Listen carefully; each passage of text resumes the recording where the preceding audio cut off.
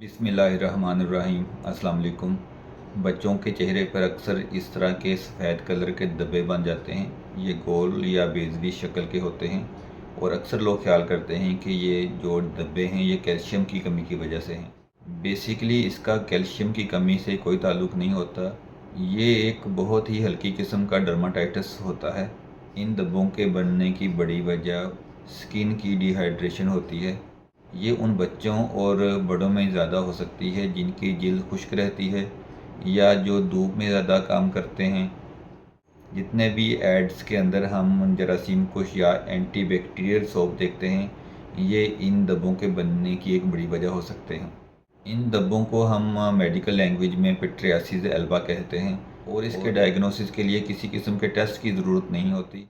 इसकी मैनेजमेंट में सबसे पहले स्किन की रिहाइड्रेशन की ज़रूरत होती है, यानी आप स्किन के ऊपर जितना मॉइस्चराइजिंग लोशन का इस्तेमाल ज़्यादा करेंगे उतनी ही जल्दी ये ठीक होगा।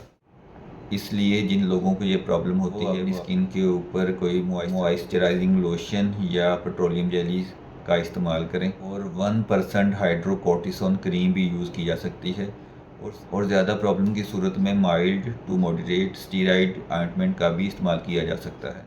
ऐसे बच्चों को या बड़ों को जिनको ये प्रॉब्लम है उनको चाहिए कि पानी ज़्यादा पिएं, प्रोटीन वाली खुराक का इस्तेमाल करें, ताज़ा सब्ज़ियां और फल इस्तेमाल करें और ड्राई फ्रूट का इस्तेमाल करें। बाकी आज के लिए इतना ही। अपने बच्चों का और अपने प्यारों का बहुत सा ख्याल रखें। अल्लाह ताला हमारा हामी नासिर हो। अल्लाह हाफिज़।